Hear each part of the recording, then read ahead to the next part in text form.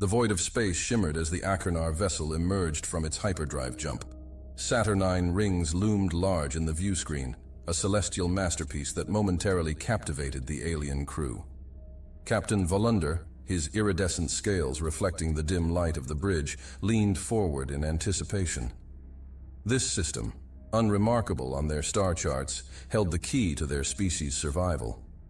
Or so they hoped.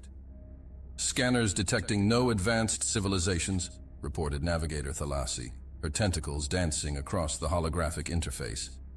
"Primitive radio waves only, as expected." Volunder nodded, a flicker of disappointment crossing his features. "Proceed to the third planet.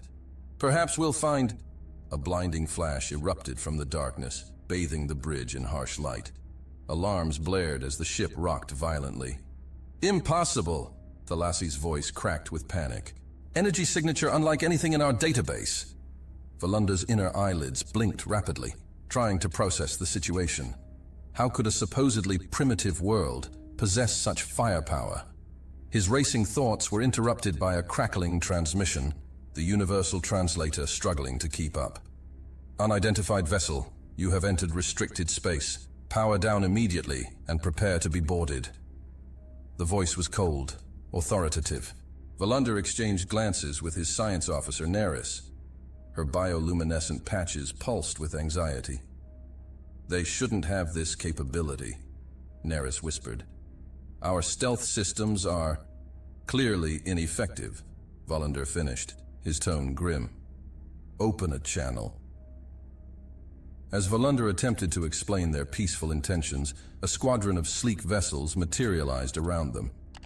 The design was perplexing, a blend of angular, almost primitive lines, yet shimmering with an energy field that defied explanation. Admiral Erin Murphy stood on the bridge of the UES horizon, her weathered face illuminated by holographic displays. Years of defending Earth's borders against less than friendly alien visitors had honed her instincts to a razor's edge. "Status report," she barked, eyes fixed on the alien vessel. Lieutenant Commander Mika Lane, hunched over his console, rattled off a stream of data. "Sir, their technology is inconsistent. Hyperdrive capabilities, but minimal shielding. Advanced sensors, yet they didn't detect our defense grid." Murphy's brow furrowed. "A trap?" "Unlikely," chimed in Dr. Kim Fan, the ship's xenobiologist. Her fingers flew across a tablet, analyzing real-time data. "Biosigns indicate extreme stress responses. They're genuinely surprised." Murphy nodded, her mind racing through potential scenarios. "Maintain lockdown protocols. Prepare for possible boarding action, but let's not be hasty." These humans, as they called themselves, moved with practiced efficiency. Volunder watched, a mix of awe and trepidation coursing through him, as armored figures materialized directly onto their bridge. The technology required for such precise teleportation was thought to be centuries beyond their own capabilities. One figure stepped forward, helmet retracting to reveal a stern-faced human male. "I am Major Quentin Faulkner. You will comply with all instructions. Any hostile action will be met with immediate force." Volunder raised his upper appendages slowly, a universal gesture of surrender. "We mean no harm. We come seeking aid for our people." Faulkner's eyes narrowed, but a flicker of curiosity passed across his face. He tapped a device on his wrist, and a shimmering field enveloped the Achernar crew. "A containment field," Neris murmured, her scientific curiosity momentarily overriding her fear. "But the energy signature, it's unlike anything in our databases." As they were escorted off their ship, Volunder's gaze was drawn to a massive structure looming in the distance. A space station, but on a scale that defied belief. Its design was a hodgepodge of styles, sections that looked cobbled together from primitive materials alongside gleaming, hyper-advanced modules. Dr. Elias Mbeke, Earth's foremost xenolinguist, paced nervously in the station's secure conference room.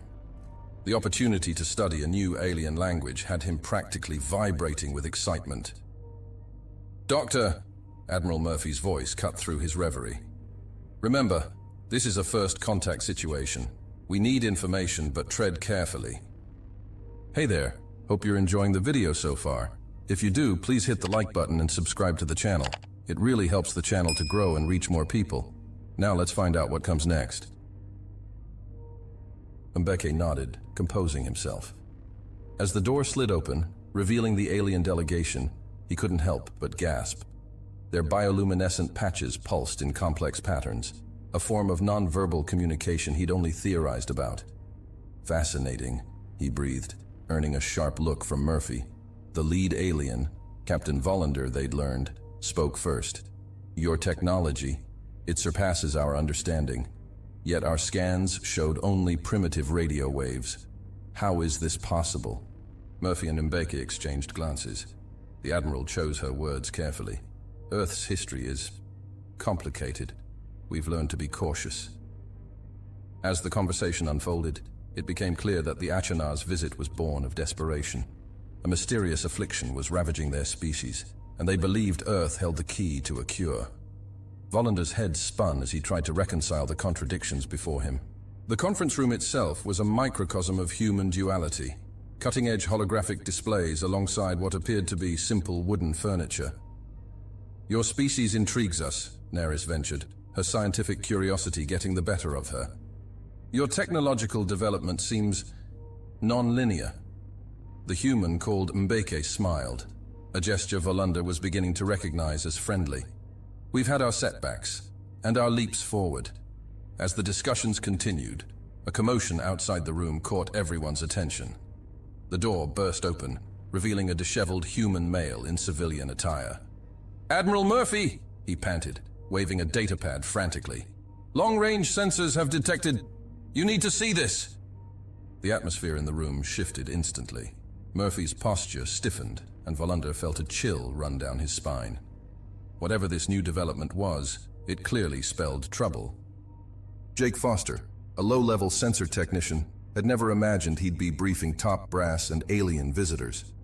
Yet here he was, hands shaking as he pulled up the sensor data.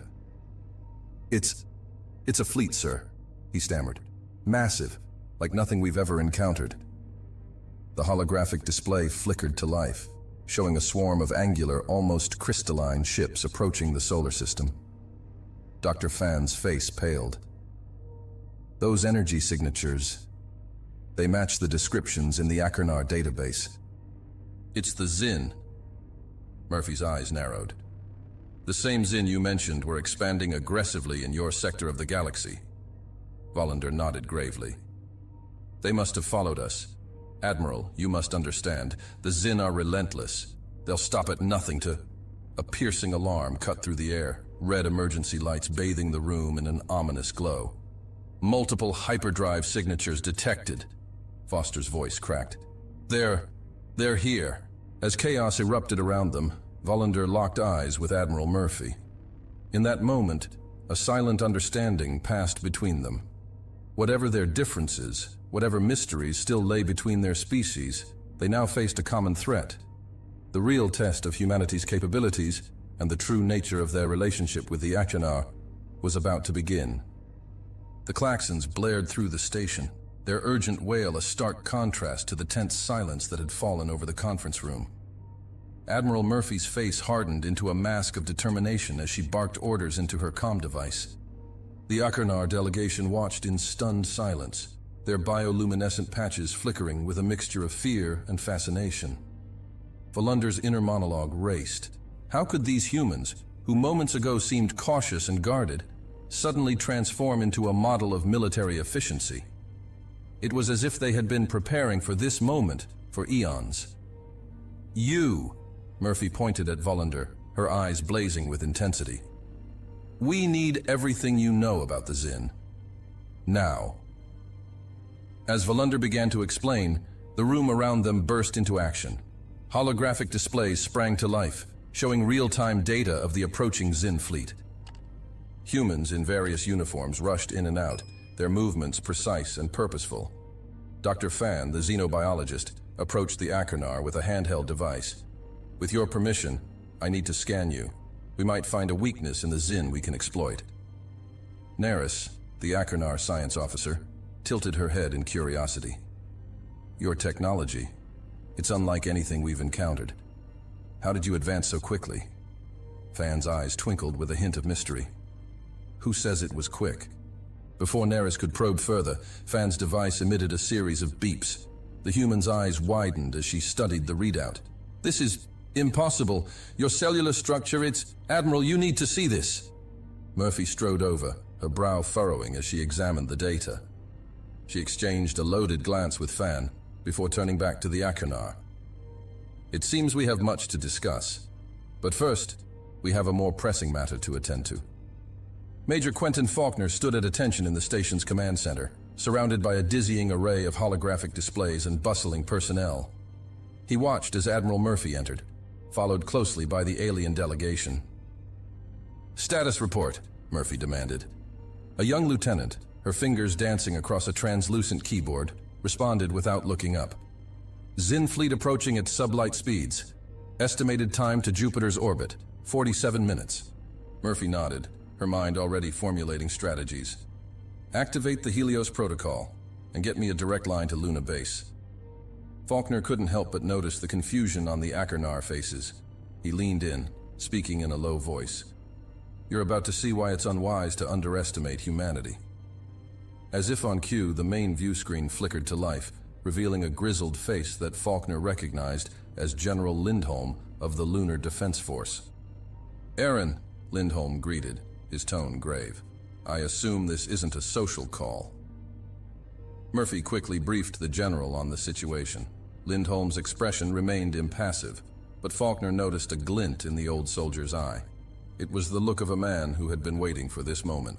"Understood," Lindholm nodded. "Our Quillian batteries are charged and ready. Just give the word."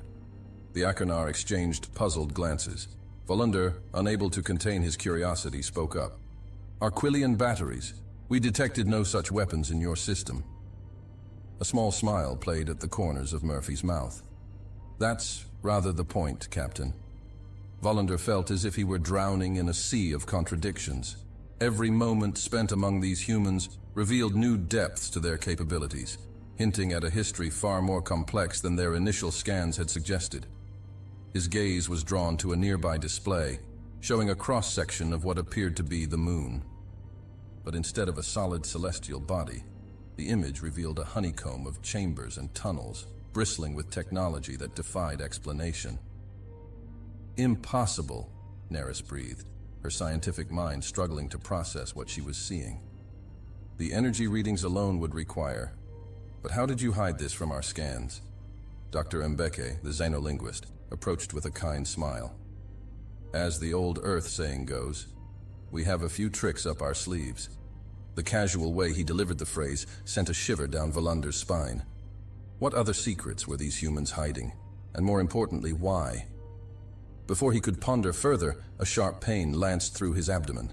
Volunder doubled over, his bioluminescent patches flaring with distress. The affliction that had driven them to seek help from Earth was asserting itself at the worst possible moment. Fan was at his side in an instant, her earlier scans forgotten in the face of a medical emergency. "What's happening? Is this the condition you mentioned earlier?" Volunder nodded weakly, struggling to form words. "Our people. Dying. Need..." Suddenly, the pain subsided as quickly as it had come. Volunder straightened, embarrassed by his moment of weakness. But the concern on the humans' faces was genuine, and for a moment, he felt a flicker of hope. Perhaps these enigmatic beings truly could help his people. Admiral Murphy watched the alien captain with a mixture of concern and calculation. The sudden onset and equally sudden cessation of symptoms was troubling. She made a mental note to have Dr. Fan prioritize research into the Achernar's condition once the immediate threat was dealt with. "Admiral," a voice cut through her thoughts. It was Commander Aisha Karim, the station's head of cybersecurity. "We're detecting unusual data patterns in the approaching Zin fleet. It's like nothing we've seen before." Murphy frowned. "Elaborate." Karim's fingers flew across her console, bringing up a series of complex diagrams. Their ship seemed to be operating as a single networked entity, highly efficient, but potentially vulnerable to the right kind of cyber attack. A spark of inspiration flashed in Murphy's eyes. She turned to the Achernar delegation. Your earlier scans of the Zin, did you gather any data on their communication protocols? Neris nodded eagerly, producing a small device from a pouch on her suit. We have extensive records, though we were never able to fully decrypt their transmissions. Murphy's smile was predatory. Commander Karim, work with our guests. See if you can find a way to exploit this network. Dr. Mbeke, assist with any translation issues. As the impromptu team huddled around Karim's station, Murphy turned her attention back to the main display. The Zin fleet was now visible, a swarm of crystalline shapes that seemed to absorb the very light around them. General Lindholm, she addressed the Lunar commander, prepare to execute Operation Sunburst on my mark, but hold fire until I give the word. Lindholm nodded, his image flickering slightly as he turned to relay orders to his crew. Neris found herself swept up in a whirlwind of activity, her earlier trepidation replaced by a growing sense of awe. The speed at which these humans adapted to new information was staggering. She watched as Commander Karim's fingers danced across interfaces that seemed to respond to thought as much as touch. Your technology, Neris ventured, unable to contain her curiosity. It's unlike anything in our records. Even species we considered ancient legends didn't possess such integration. Karim smiled, her eyes never leaving her work. Sometimes the oldest tricks are the best ones. We just refine them over time. There it was again, that hint of something greater, older. Neris felt a theory forming in the back of her mind, but it was too outlandish to consider. Surely these humans couldn't be. Her thoughts were interrupted by a triumphant exclamation from Dr. Mbeke. I've got it. The Zine language. It's based on a mathematical progression. Complex, but not unbreakable. Karim's eyes lit up. That's the key. If we can introduce a cascading error into their network. As the humans rapidly developed a plan that seemed equal parts brilliant and insane, Neris couldn't help but feel a mix of hope and unease. These beings, who hours ago they had dismissed as primitive, were now their best hope against the Zin threat. But at what cost? And what other surprises did they have in store? In the depths of Luna Base, General Lindholm stood before a massive control panel, his weathered hands hovering over a series of ominously marked switches.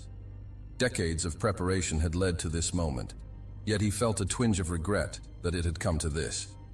A junior officer approached, saluting crisply. Sir, our Quillian batteries are at full charge. Targeting solutions locked. Lindholm nodded, his expression grim. Prepare to fire on my command, and may whatever gods are out there have mercy on us all. Back on the station, Admiral Murphy watched as the final pieces of their hastily assembled plan fell into place. Commander Karim and the Achernar scientists had worked miracles, developing a cyber weapon that, in theory, could disrupt the entire Zin fleet. It's ready, Admiral, Karim reported, her voice tight with tension. But we'll only get one shot at this. If it fails, Murphy's eyes hardened. Then we do this the old-fashioned way. She tapped her comm device. All hands, prepare for possible combat. This is not a drill.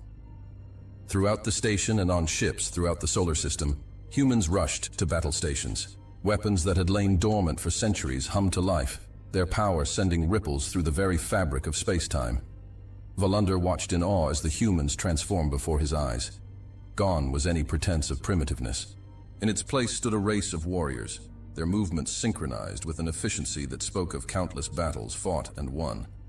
A stray thought nagged at him. Admiral, he ventured, your people seem prepared for this, as if you've been expecting something like this for a long time. Murphy's smile was tight, her eyes never leaving the tactical displays. Let's just say we've learned to hope for the best and prepare for the worst. Before Volunder could probe further, alarms blared throughout the station. The Zin fleet had entered the outer solar system, their ships moving with an unnatural precision that sent chills down his spine. This is it, Murphy's voice cut through the tension. Karim, execute cyber attack. General Lindholm, stand by to fire on my command. As Commander Karim's fingers flew across her console, initiating the cyber weapon, Volunder felt a surge of hope. Perhaps these remarkable humans truly could turn the tide against the Zin threat. But even as the thought formed, a new alarm sounded. Kareem's face paled as she read the incoming data. "Admiral, the Zin, they're adapting. The cyber attack, they're using it against us." In that moment, as chaos erupted around them, Volunda realized that the true test of humanity's capabilities and the fate of both their species was only just beginning. As the Zin fleet surged through the solar system, their crystalline ships absorbing and distorting light in ways that defied conventional physics, a tense silence fell over the command center. Admiral Murphy's eyes narrowed, her mind racing through contingencies faster than any AI. "They've adapted to our cyber attack," she muttered, more to herself than anyone else. Then, louder, "Commander Kareem, isolate our systems. General Lindholm, prepare to execute Operation Sunburst on my mark." Volunda watched in fascination as the humans' initial shock gave way to a cold, calculated efficiency. It was as if they had trained for this very moment for centuries. Suddenly, the main view screen erupted with activity. The Zin fleet, previously moving as one cohesive unit, split into two distinct groups. The larger contingent continued its relentless push towards Earth, while a smaller but still formidable force peeled away, heading for the Red Planet. "Mars," Nereis breathed, her bioluminescent patches pulsing with concern. "But why? There's nothing there but dust and old human rovers, isn't there?" Dr. Fahn's lips curled into a knowing smile. "Oh, there's quite a bit more than that, I assure you." Before Nereis could probe further, Admiral Murphy's voice cut through the tension. "Colonel Evers, you're up. Show these crystalline bastards why it's a bad idea to set foot on our soil." The view screen shifted, revealing a rugged-looking man in a dust-covered exosuit. Behind him, a vast underground cavern stretched into the distance, filled with rows upon rows of sleek, menacing vehicles that looked nothing like the primitive Mars rovers the Achernar had expected. "Roger that, Admiral," Evers grinned, his weathered face a mask of determination. "The Ares Brigade has been waiting for this day. We won't let you down." As the transmission cut off, Volunda turned to Admiral Murphy, his mind reeling. You've had a military presence on Mars all this time? But our scans..." Murphy's smile was enigmatic. "Captain, you're about to learn why humanity has survived for as long as it has. We're very good at hiding in plain sight." The next few hours were a blur of activity. The Achernar delegation watched in awe as the humans coordinated a defense that spanned 2 planets and the space between them. From their vantage point in the orbital station, they had a front-row seat to a display of military prowess that defied their understanding of human capabilities. On Mars, the Zin landing force was met with immediate and overwhelming resistance. The Ares Brigade erupted from hidden bunkers across the planet's surface, their vehicles and weapon systems perfectly adapted to the harsh Martian environment. "Look there," Nereis pointed, her scientific curiosity overriding her fear. On the main view screen, human soldiers in exosuits were using the low Martian gravity to perform impossible feats of agility, leaping vast distances to outmaneuver the Zin ground forces. But it wasn't just raw firepower that impressed the Achernar. The humans displayed a level of tactical creativity that bordered on the artistic. They used the planet's dust storms to mask their movements, lured Zin forces into ambushes in ancient impact craters, and even weaponized the very regolith beneath their feet. "Incredible," Volunda murmured, watching as a squad of human soldiers used some kind of sonic device to trigger a localized dust storm, blinding and disorienting a group of Zin attackers. Their adaptability, it's unlike anything we've ever seen. Dr. Mbeke, who had been quietly observing, spoke up. "You know, there's an old Earth saying, necessity is the mother of invention. Our history, well, let's just say we've had a lot of necessity." As the battle raged on, the Achernar couldn't help but notice the subtle hints about humanity's past. References to ancient conflicts, tactics that seemed honed by countless wars, and technology that spoke of a civilization far older than its apparent age. On the Martian surface, Colonel Evers led a daring assault on the main Zin landing site. His voice crackled over the comms, steady despite the chaos around him. "Just like Olympus Mons, eh, Bellamy? Except this time the bugs are a lot bigger." The casual reference to what must have been a previous conflict on Mars sent Vollander's mind spinning. Just how long had humans been fighting? And against what? But there was no time to dwell on these questions. The tide of battle was turning. The Xin, for all their technological might, seemed unable to adapt to the constantly shifting tactics of the human defenders. Their rigid, hive-mind approach that had served them so well in space was proving a liability on the unpredictable Martian terrain.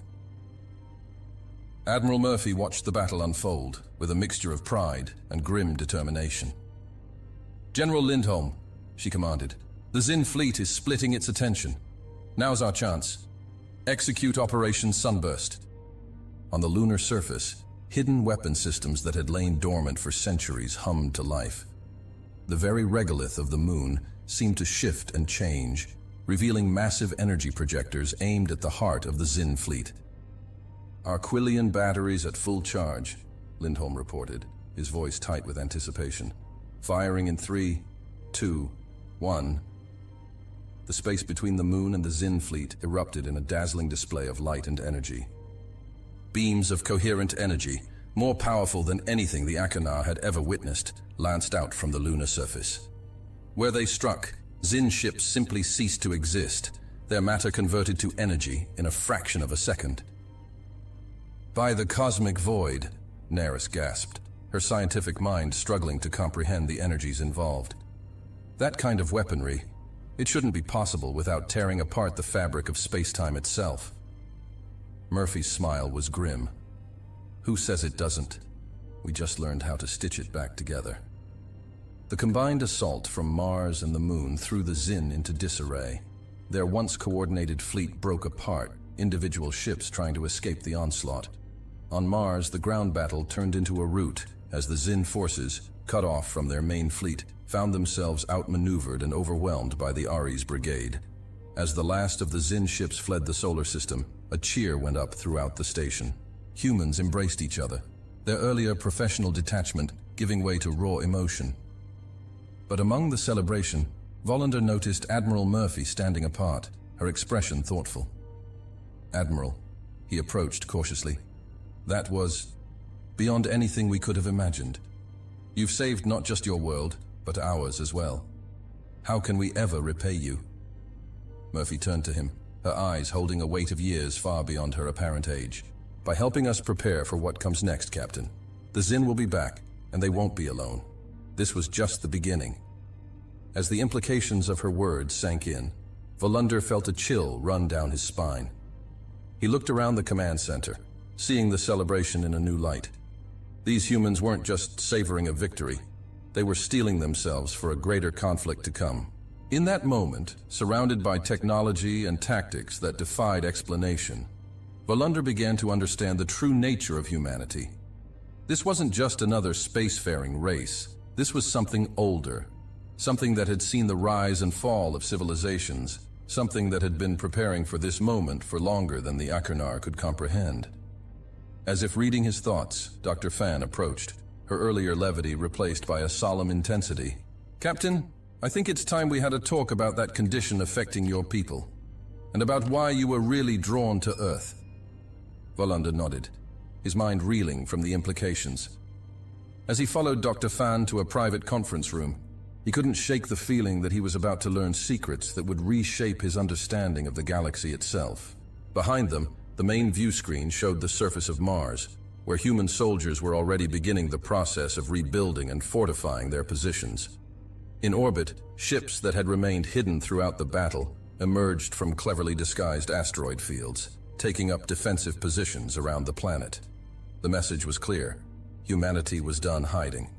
The galaxy was about to learn why this species, seemingly so young and vulnerable, had survived while others had fallen. And the Achernar, through a twist of cosmic fate, found themselves at the center of a story far greater than they could have ever imagined. As the door to the conference room closed behind them, Vollander steeled himself for revelations that would change the course of galactic history. The true nature of humanity, the secret of their longevity, and the cosmic game they had been playing for eons was about to be unveiled, and with it, perhaps, the key to saving his own people from the mysterious affliction that had driven them to Earth in the first place. As the conference room door sealed shut with a pneumatic hiss, Volander felt the weight of countless stars pressing down upon him. Dr. Fan's expression was a mixture of gravity and barely contained excitement as she activated a holographic display that filled the center of the room. "What you're about to see," she began, her voice low and intense, "has been classified at the highest levels for millennia. Captain, your people's affliction. It's not a coincidence that it led you to Earth." The hologram flickered, resolving into an image of a double helix. But this was no ordinary DNA.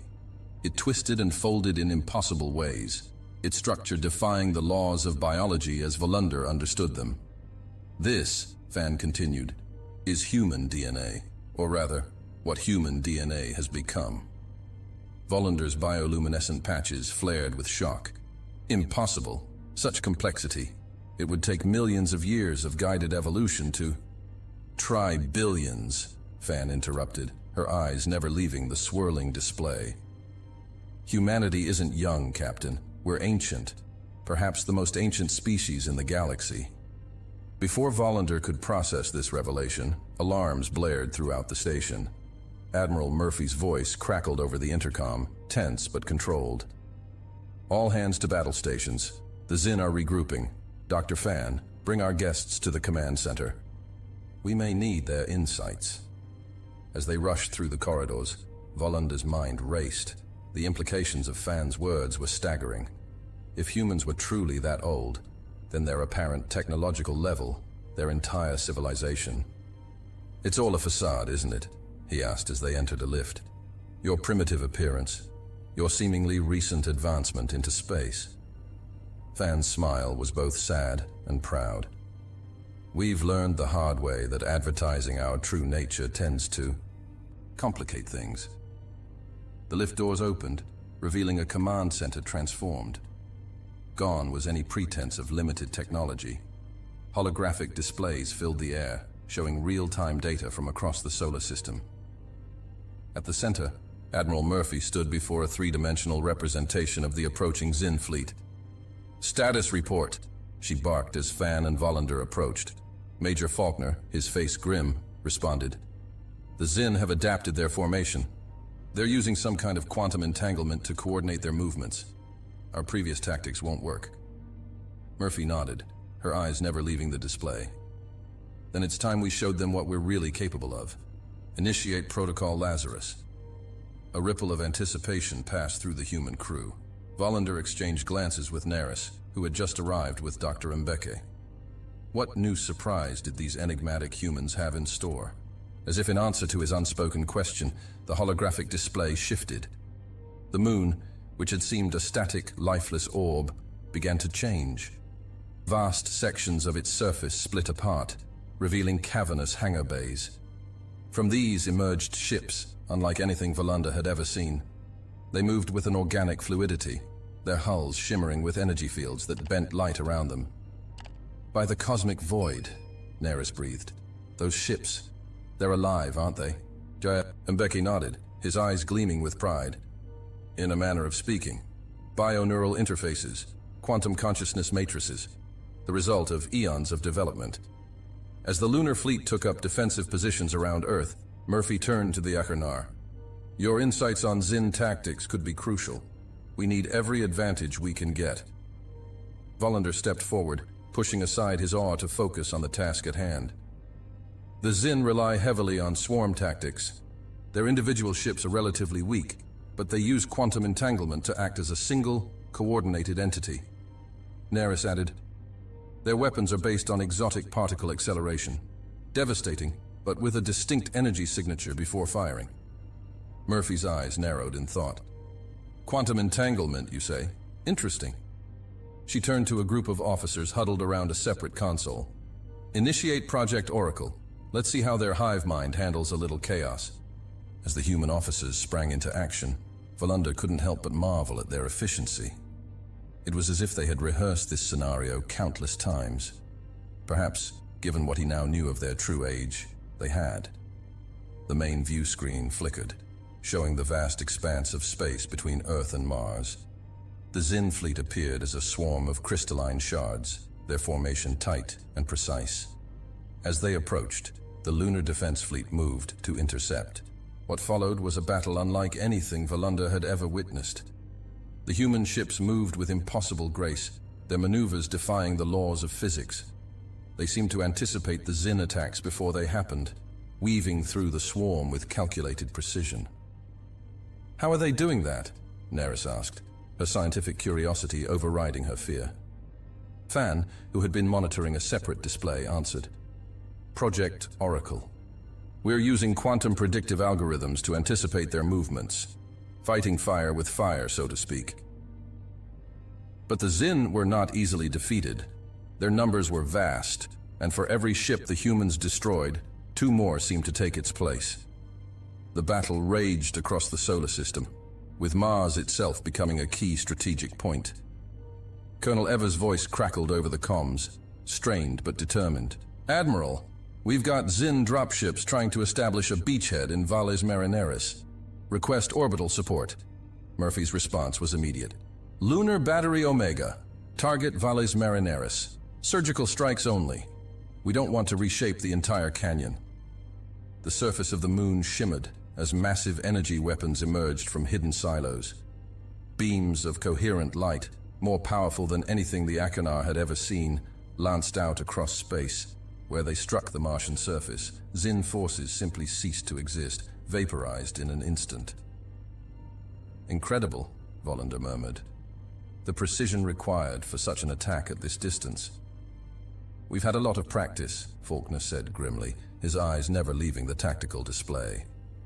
As the battle raged on, Volunda began to notice patterns in the Xin attacks. Their swarm tactics, while initially overwhelming, had a rhythm to them, a vulnerability. "Admiral," he said, an idea forming. "The Xin quantum entanglement. It's not just for coordination. I think it's how they perceive reality itself." Murphy turned to him, her eyes sharp. "Explain." "Their ships move in perfect unison, yes, but look at how they react to our attacks. There's a split-second delay, as if the information has to propagate through their entire fleet." Neris caught on, her bioluminescent patches pulsing with excitement. "If we could disrupt that entanglement somehow. We could blind them," Murphy finished, a predatory smile spreading across her face. "Dr. Fan, remember that little project you were working on? The one I said was too dangerous to even test?" Fan's eyes widened. "The quantum foam agitator? But Admiral, the risks are less than the risk of losing this battle," Murphy said firmly. "Make it happen." As Fan rushed to a separate console, fingers flying across holographic interfaces, Volunda felt a mix of anticipation and dread. What new wonder, or terror, were these humans about to unleash? The answer came moments later as a series of satellites, previously hidden in Earth's orbit, activated. They began to emit a strange, pulsing energy that seemed to make the very fabric of space ripple. The effect on the Xin fleet was immediate and devastating.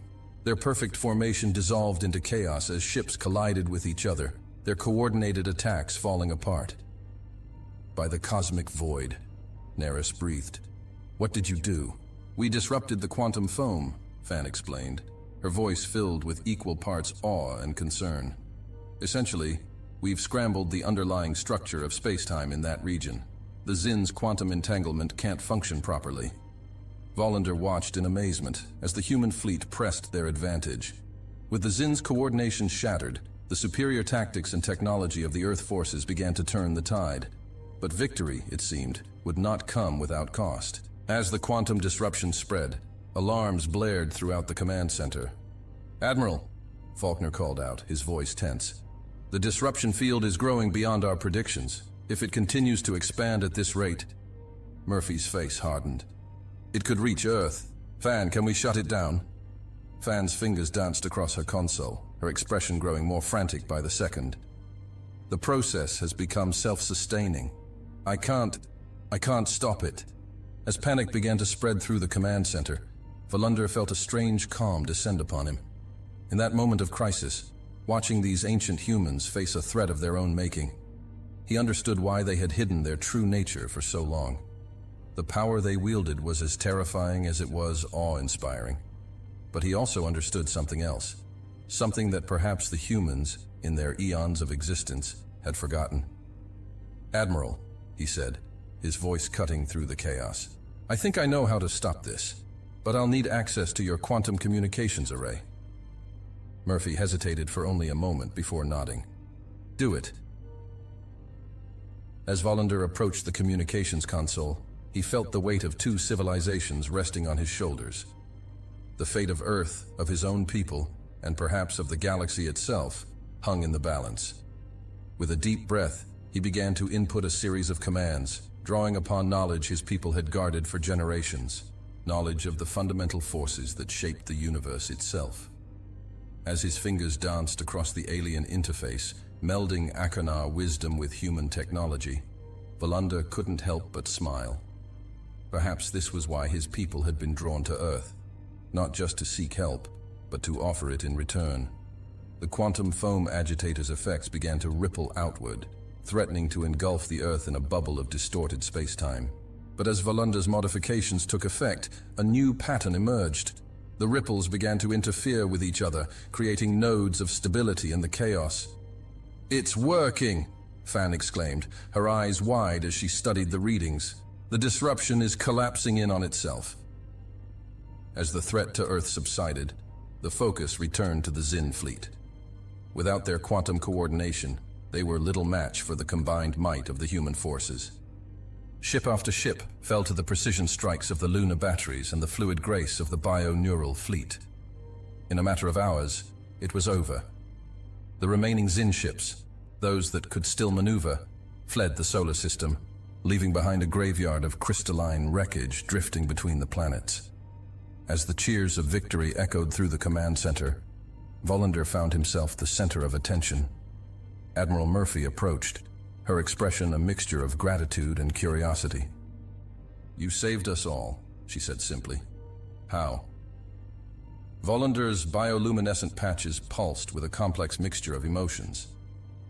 "It seems, Admiral, that our peoples have more in common than we realized. The affliction that brought us to Earth, it's connected to the same fundamental forces you were manipulating." Understanding dawned in Murphy's eyes. "You're saying your people have been dealing with quantum-level disruptions on a biological scale?" Neris stepped forward, her scientific curiosity overriding protocol. "It's more than that. Admiral, I believe I understand now why we were drawn to Earth. Your people, in your unimaginably long history, must have faced and overcome the same challenges that are now threatening our species." A heavy silence fell over the command center as the implications sank in. Humans and Achernar alike grappled with the idea that their meeting might not have been chance, but cosmic necessity. "Doctor." Fan was the first to break the silence, her voice filled with renewed purpose. "We need to compare notes, immediately. If we can combine our knowledge, we might not only cure your people," Murphy finished, "but unlock new understandings that could benefit both our species." As plans were made for a full scientific exchange, Volander found his gaze drawn to the main view screen. It showed the Earth, serene and blue, seemingly unchanged by the epic battle that had just taken place in its defense. Yet he knew that everything had changed. The galaxy was about to enter a new era. Humanity, ancient and powerful, was stepping out of the shadows. The Achernar, with their unique insights, would be there to guide and support them, and together, they would face whatever new challenges the cosmos had in store. As the command center buzzed with activity, preparations already underway for the next phase of human-Achernar cooperation, Volander allowed himself a moment of reflection. The journey that had brought him to Earth seeking salvation had become something far greater. It had become the first step towards a future brighter than either species could have imagined alone. The command center hummed with an eerie calm as Admiral Murphy studied the holographic display. Volander watched, fascinated by the intensity in her eyes. The Xin fleet, a swarm of crystalline shards, hung motionless in space, their previous formation shattered by the quantum disruption.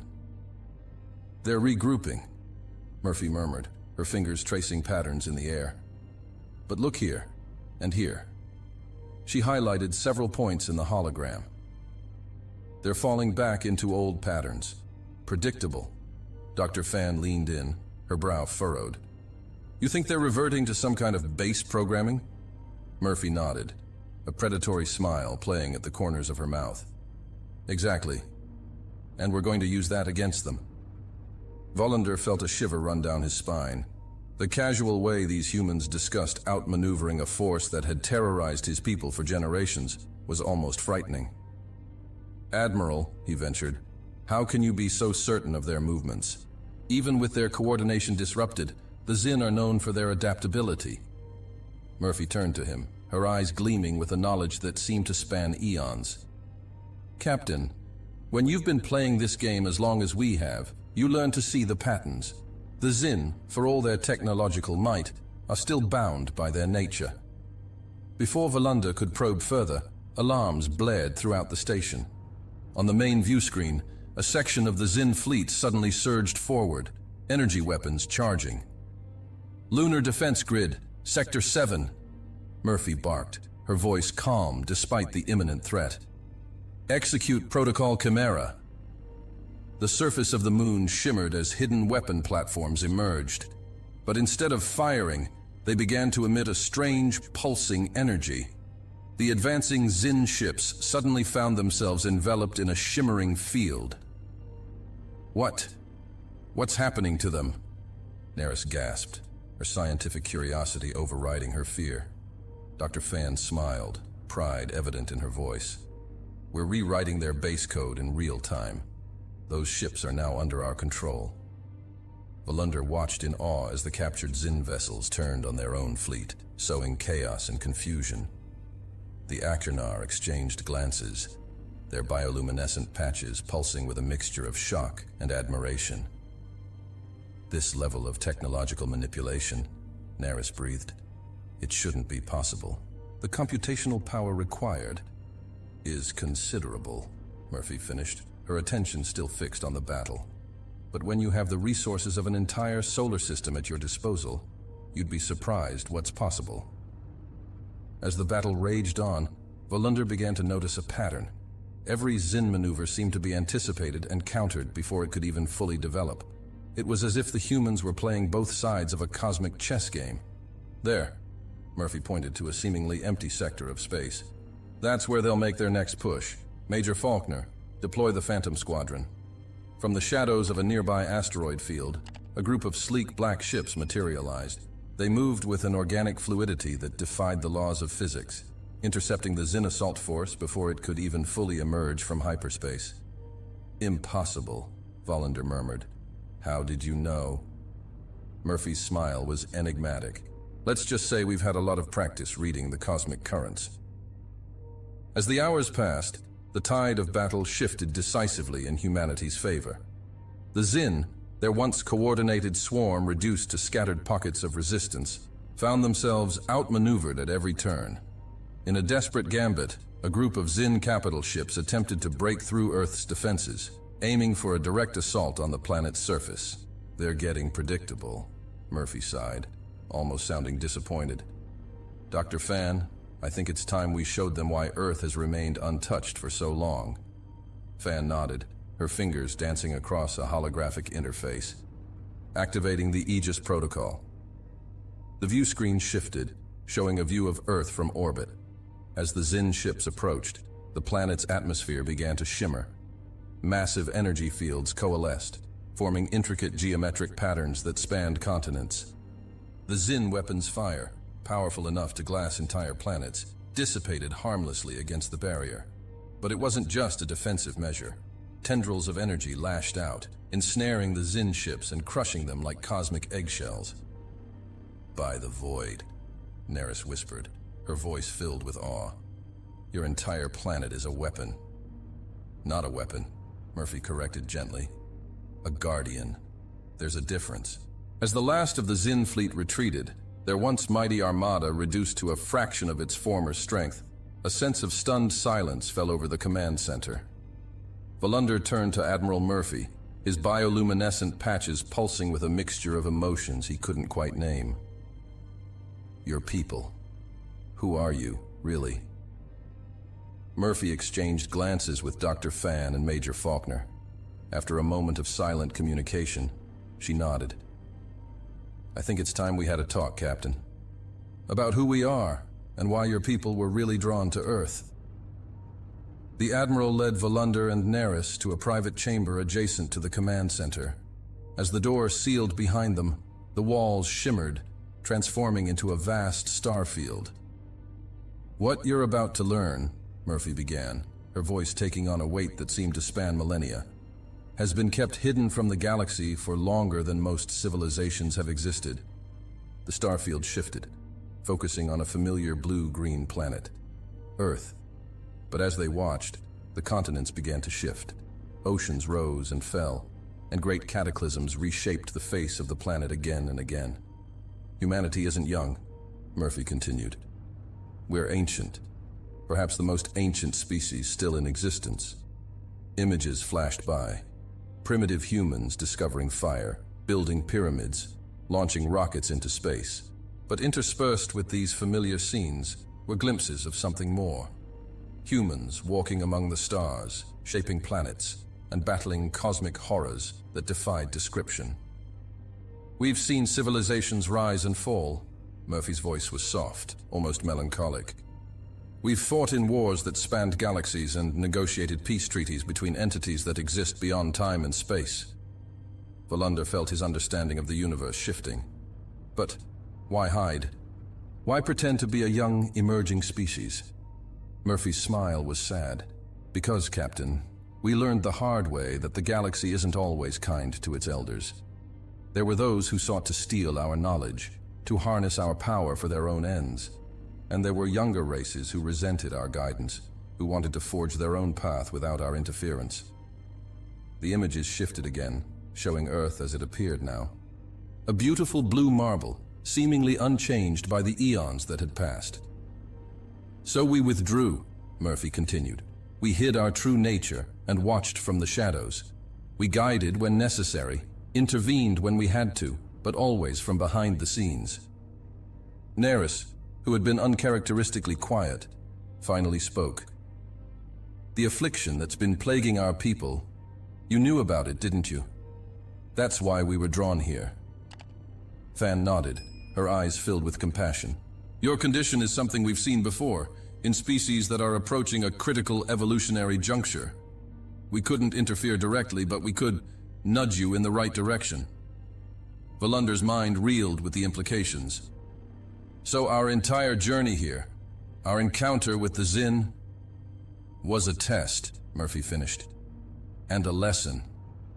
We needed to see if your people were ready for the truth, and if you could be trusted with the knowledge we possess. The starfield faded, returning the room to its original state. Murphy stepped forward, her posture straight and regal. Captain Volunder, Scientist Neris, on behalf of humanity, I invite you and your people to join us. Not as supplicants seeking aid, but as partners in safeguarding the future of our galaxy. Volunder felt the weight of countless stars pressing down upon him.